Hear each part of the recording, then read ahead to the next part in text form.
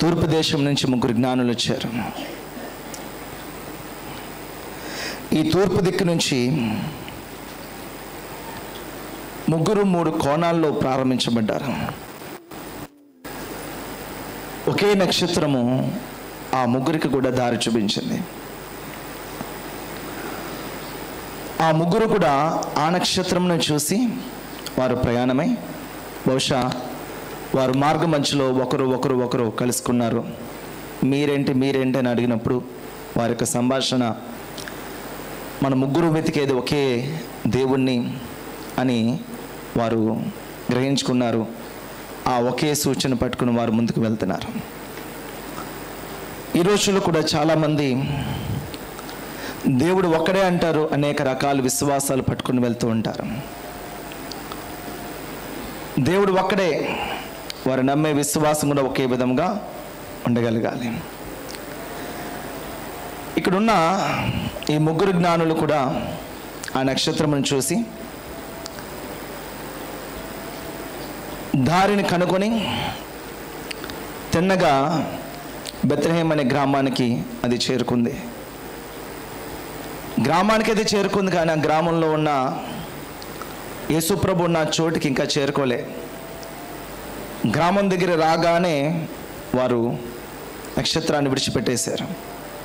ఇక్కడ ఈ ముగ్గురు జ్ఞానులు కూడా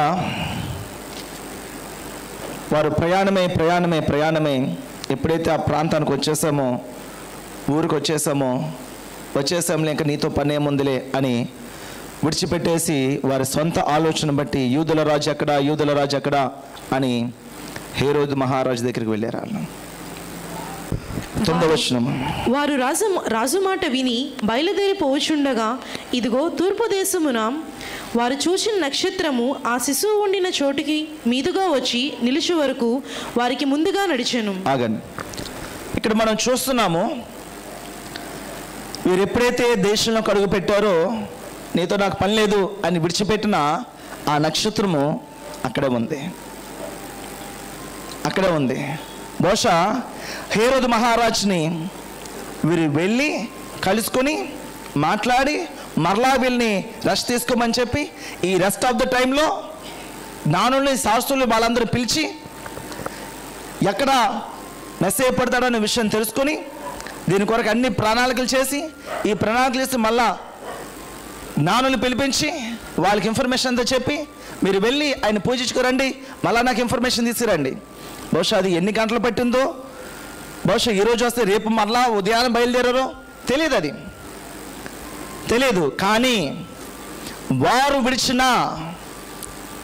వారు విడిచిపెట్టిన నక్షత్రము, ఆ నక్షత్రం మాత్రము వారిని విడిచిపెట్టలేదు. వాళ్ళు విడిచిపెట్టేశారు, కానీ ఆ నక్షత్రం మాత్రం విడిచిపెట్టలేదు. ఏంటయ్యా నక్షత్రం నీ పని? 3 జ్ఞానులు వస్తారు. ఆ 3 జ్ఞానుల్ని యేసు ప్రభువే తీసుకుని వెళ్ళాలి, అది నా పని. దాని కొరకే నేను వచ్చాను భూమి మీదకి, భూమి చేరువలో వచ్చాను. నా పని నేను తుదముట్టించాలి. నేను మధ్యలో విడిచిపెట్టను. వారు మధ్యలో నన్ను వారు మధ్యలో వదిలేశారు. అంతవరకు బాగానే నడిపించారు, అంతవరకు నన్నే చూశారన్నారు, అప్పటి వరకు నువ్వే దిక్కు అన్నారు, అప్పటి వరకు నువ్వు ఉంటే చాలన్నారు, క్రీస్తుని నేను చేరుకోవచ్చని ఎన్నో కబుర్లు చెప్పారు. కానీ ఎప్పుడైతే వాళ్ళకి బలం వచ్చిందో, ఎప్పుడైతే లోక సంబంధ జ్ఞానం వచ్చిందో, వీడితో పని ఏంట్రా అన్నట్టుగా ఆ నక్షత్రాన్ని విడిచిపెట్టేశారు. వీరు విడిచిపెట్టినా సరే ఆ నక్షత్రము నాకు అప్పగింపబడిన పని నేను పూర్తి చేసే వరకు నేను కదలని చెప్పి ఆ నక్షత్రము ఆ హేరోదు మహారాజు ఆ రాజ్యంలోంచి 3 జ్ఞానులు వచ్చే వరకు అక్కడే ఉంది. క్రీస్తుని చేరు వరకు వారు ముందు నడిచెను. హల్లెలూయా.